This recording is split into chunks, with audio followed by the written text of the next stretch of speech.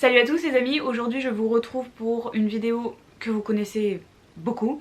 Ce sont les réceptions du mois de septembre. Réception livresque, écoutez, j'ai un peu mélangé, j'ai aussi mis des livres que j'ai achetés parce que j'ai un peu acheté des livres récemment. C'est l'heure de commencer, je vais commencer avec Ozu parce qu'il m'a envoyé 2 romans. Normalement il y a un 3e en route mais il est toujours pas arrivé. Du coup je vous en parlerai dans une prochaine vidéo. En premier j'aimerais vous parler de Max Talent de Mélodie Mouret qui est du coup sorti chez Ozu. Déjà, juste apprécions ce travail un peu éditorial. Cette couverture est vraiment archi chouette. Déjà, je kiffe les couleurs. Pour sortir des situations les plus dingues, Max s'invente toujours des vies. Mais c'est bien loin de celle qu'elle mène au foyer avec d'autres orphelins et surtout une éducatrice qui est tyrannique mais attachante. Un jour, elle intègre la prestigieuse école de comédie de New York. Sauf que son quotidien il devient bien plus compliqué que carrément un film suédois sans sous-titres. Max elle va se retrouver tiraillée entre ces millions de vies que Max va devoir agir en étant elle-même. Déjà l'autrice incroyable, elle a été nommée 7 fois aux Molières. Pour ceux qui ne connaissent pas les Molières, c'est les mêmes choses que les Césars mais version théâtre. C'est hyper sympa en fait, quand tu gagnes un Molière c'est comme si tu gagnais un César, enfin c'est juste un prix hyper prestigieux donc c'est assez incroyable. Et surtout ce que j'aime énormément c'est que le format du roman est fait sous forme de script. Du coup ça va être assez facile à lire. Pour l'instant j'ai pas trop entendu d'avis mais il me tarde de commencer parce que j'ai déjà commencé un petit peu. Là j'en suis au chapitre genre 2 et pour l'instant j'aime beaucoup le personnage de Max qui a l'air super attachante, du coup c'est chouette. Ensuite j'ai reçu un 2e livre qui n'est autre que Kintsugi, le fil doré de ma vie de Mathilde Paris. Faut savoir que Mathilde Paris avant ça elle avait écrit un livre qui s'appelle Retrouvez-moi. Ici, que j'avais lu il y a quelques temps, que j'avais bien aimé. C'était un thriller assez sympathique. On va suivre l'histoire de Lorna qui d'un coup, du jour au lendemain, va avoir une vie assez compliquée. Sa mère vient de partir en emportant avec elle le sourire de son père et l'innocence de sa petite sœur. Mais heureusement, Lorna est bien entourée puisqu'elle a 4 amis avec qui elle s'entend super bien et avec qui c'est juste ses meilleurs amis. Mais surtout, il y a Sam. Alors qui est Sam? On se demande. Mais du coup, elle se demande comment tout recoller quand tout vole en éclats. Et si c'est possible surtout. Mais c'est ce que Lorna va tenter de faire, se reconstruire après cet événement tragique qui est arrivé. Ça a l'air vraiment hyper doux comme histoire, ça a l'air très joli. J'aime beaucoup la mise en page aussi, je trouve ça assez sympa. Regardez, il y a beaucoup de... Enfin je sais pas si on voit bien là en fait. Mais il y a beaucoup de mise en page avec des craquelures comme ça qui montrent que la vie est brisée. Bref, je trouve ça vraiment magnifique et il a l'air trop chouette. J'aime beaucoup la couverture et le sens qu'elle a surtout avec ce fil doré qui est fait pour reconstruire sa vie, genre peut-être en recollant chaque morceau patiemment avec le fil doré de la vie. Bref, j'aime beaucoup, je sens que ça va être une super lecture assez émouvante et du coup j'ai très hâte de m'y pencher. De la part de Nathan, j'ai reçu un roman, un petit, c'est Plus jamais petite de Séverine Vidal qui est sorti chez Cours Toujours. Enfin c'est la collection Cours Toujours de chez Nathan. On va suivre l'histoire de Lucie qui vient rendre visite à son père qui est en prison. Elle espère surtout que cette confrontation va la libérer de tout ce mal qui la pèse, de tout ce passé qui est trop lourd à porter. Mais est-ce qu'elle est prête à affronter celui qui lui a fait tant de mal? Ça en dit peu, c'est suffisant, c'est incroyable comme roman. Enfin moi quand je l'ai lu j'ai juste adoré, ça se lit hyper facilement, enfin vraiment en une journée c'est bouclé. Juste un trigger warning, ça parle quand même d'inceste et c'est assez émouvant comme histoire parce qu'en fait c'est écrit sous forme de lettre. En fait c'est une lettre qu'elle écrit à son père mais du coup en fait nous on la lit et je trouve ça hyper intéressant parce qu'en fait en tant que lecteur on se sent pas du tout intrusif dans cette lettre, on n'a pas du tout l'impression d'être de trop, que c'est trop intime et que c'est pas normal qu'on lise ça et du coup c'est ce que j'ai beaucoup apprécié, c'est qu'on puisse écouter le témoignage d'une jeune fille qui a juste été totalement brisée à cause de son père et qui a qu'une envie, c'est de se reconstruire. Ça retrace un peu son histoire avec le passé et comment elle a vécu ses premières agressions et avec le présent où en fait elle a fait tout un travail sur elle-même. Juste je tenais à préciser que même si ça parle d'inceste, il n'y a pas de scène explicite où il y a vraiment un viol. C'est juste elle raconte les événements. De la part du livre de poche, j'ai reçu La jeune fille et la nuit de Guillaume Musso qui a la couverture de la série. Voilà, la série qui sort très prochainement, qui sort le 17 octobre. Je ne sais pas si cette vidéo sera postée avant le 17 octobre. Mais juste sachez qu'il sort très bientôt. Je suis trop contente parce que déjà il y a un petit mot et en plus de ça il est dédicacé. Et j'ai fait ma photo avec Guillaume Musso, du coup je suis très contente. On se situe en 1997 lorsque une tempête glaciale va emporter Vinka qui a 19 ans et qui disparaît bizarrement avec son prof de philo qui s'appelle Alexis, avec qui ils entretenaient une relation secrète. On se retrouve en 2017 où on retrouve Fanny, Thomas et Maxime, les 3 meilleurs amis de Vinka qui depuis sa disparition ne se sont plus du tout parlé, ils ont chacun pris des vies différentes. Sauf qu'ils vont devoir se retrouver lors de la réunion des anciens élèves de leur lycée 25 ans plus tard. Enfin imaginez, complètement fou. Sauf qu'il y a un secret énorme qui les maintient tous ensemble, ces trois amis. Il y a 25 ans, ils ont emmuré un cadavre dans les murs du gymnase qui maintenant va être détruit pour créer une bibliothèque. Donc voilà, donc à tout moment quelqu'un va découvrir un cadavre en pétant les murs, ça va être catastrophique. Donc voilà un super thriller qui va retracer la vie pour savoir ce qui est arrivé à Vinka et surtout qui est ce cadavre et surtout quel rôle ont joué vraiment ces trois meilleurs amis dans cette histoire. Ensuite toujours du livre de poche, j'ai reçu Rose Rage de Ilana Quentin qui est sorti du coup en poche. Le contexte de l'histoire c'est que une jeune fille a été renvoyée parce qu'elle avait tabassé un mec qui lui avait touché les fesses. Donc elle a été renvoyée et pas lui, donc c'est super injuste. Rachel c'est une jeune fille qui est à la tête du journal du lycée et qui trouve que c'est juste impardonnable ce que lui a fait et surtout ce que l'établissement a fait en renvoyant la jeune fille et pas le garçon. Elle trouve que ça fait trop longtemps que ça dure, que tout le monde ferme les yeux envers les agressions des garçons sur les filles, que ce soit verbal ou physique. Et du coup, elle va mener une immense grève, une immense révolte. Elle va appeler toutes les femmes et toutes les filles de ce lycée à faire partie de cette grève et de cette rébellion. Il est temps pour elle de se faire entendre et il est temps que les choses changent enfin. Incroyable, non ? Alors sachez que je l'ai lu d'une traite, j'ai adoré, gros coup de cœur. Je vous en parlerai dans ma vidéo de mes lectures de septembre du coup. Mais juste incroyable, moi j'ai adoré, j'ai trouvé ça tellement bien et tellement révoltant à la fois. C'est ça qui est horrible, c'est que t'as envie de faire changer tellement de choses, t'as envie de faire changer toutes les mentalités, ce qui parfois n'est pas possible parce que les gens sont pas prêts à changer. Mais d'ailleurs ce qui est horrible parce que voilà. J'ai trouvé ça beau parce que du coup ça met vraiment en place le fait que à chaque fois on fait retomber la faute sur les femmes alors que en premier c'est les hommes qui devraient apprendre à changer leur mentalité. Et du coup c'est juste hyper intéressant, il se passe tellement de trucs. Et moi ça m'a un peu ramené à mes années on va dire lycée avec ces histoires de grève, de blocus et tout. Du coup ça m'a fait bien rire à des moments, je me suis dit ah ouais c'est vrai, c'était comme ça le lycée. Du coup c'est vraiment super intéressant et pour le coup je vous le conseille.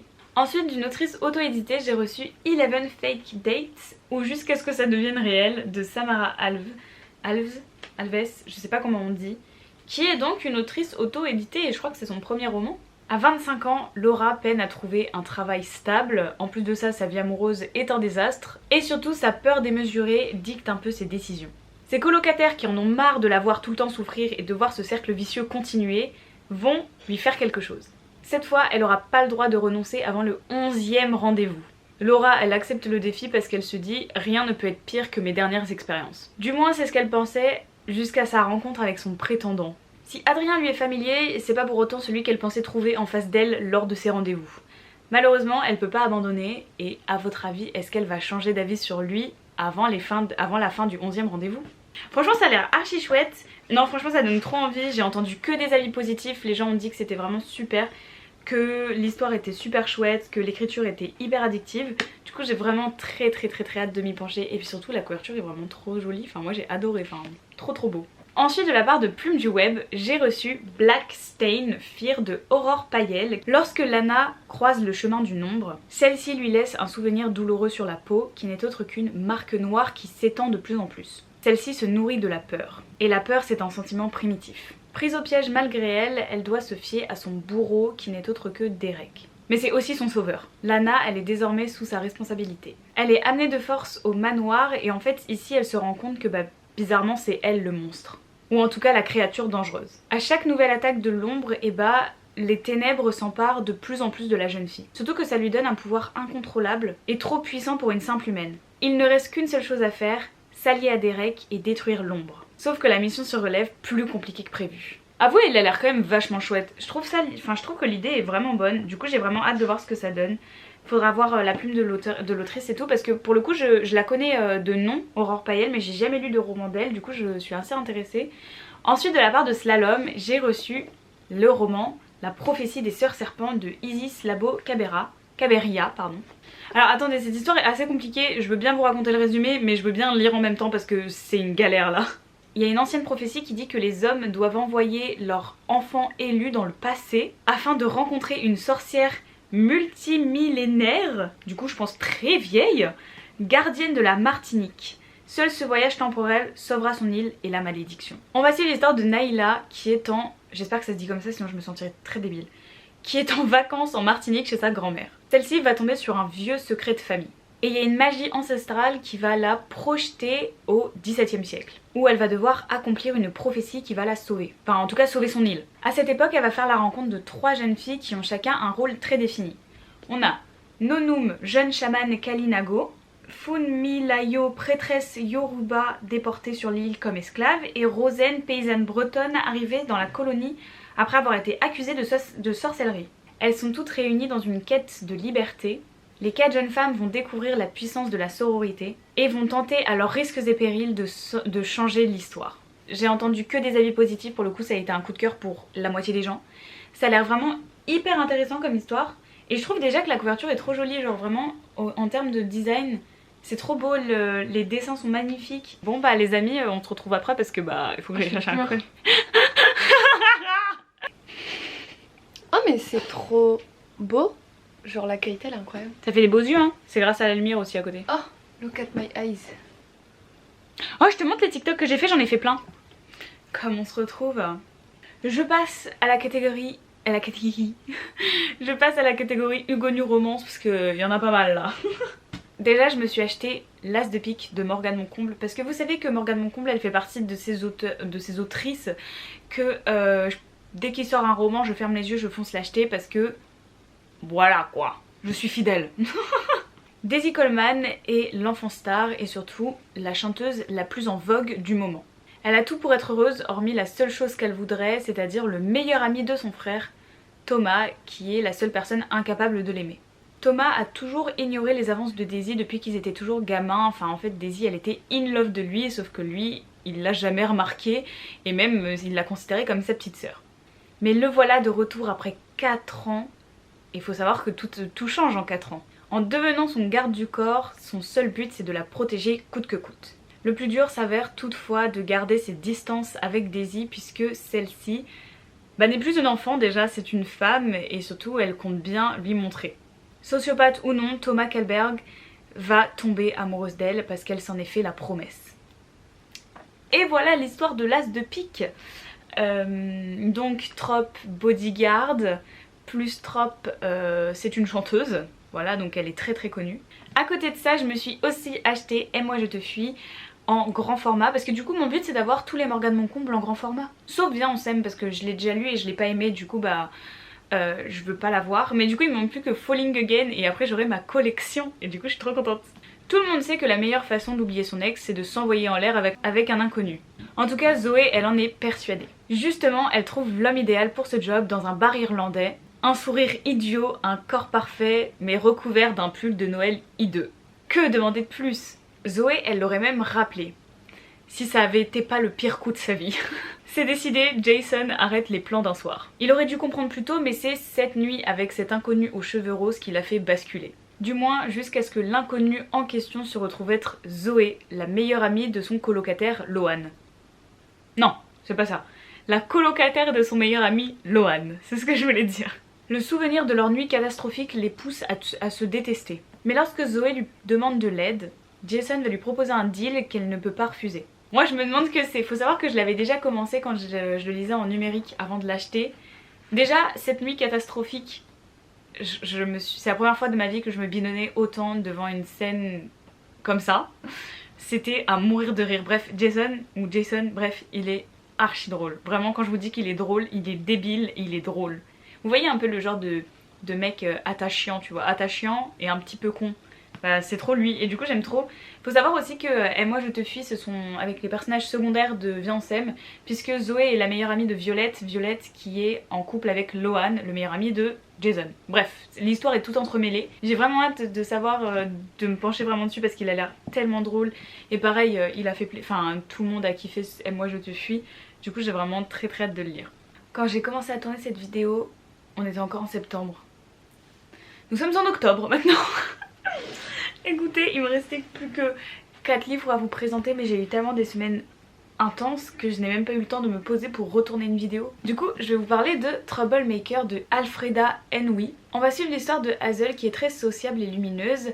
Elle est infirmière dans la vie et du coup elle aime beaucoup aider les autres. Du coup quand elle voit son voisin qui est en mauvaise posture, elle n'hésite pas une seconde, elle va chez lui et elle va l'aider, le soigner. Sauf que très vite elle se rend compte que Jun, son voisin, est assez mystérieux.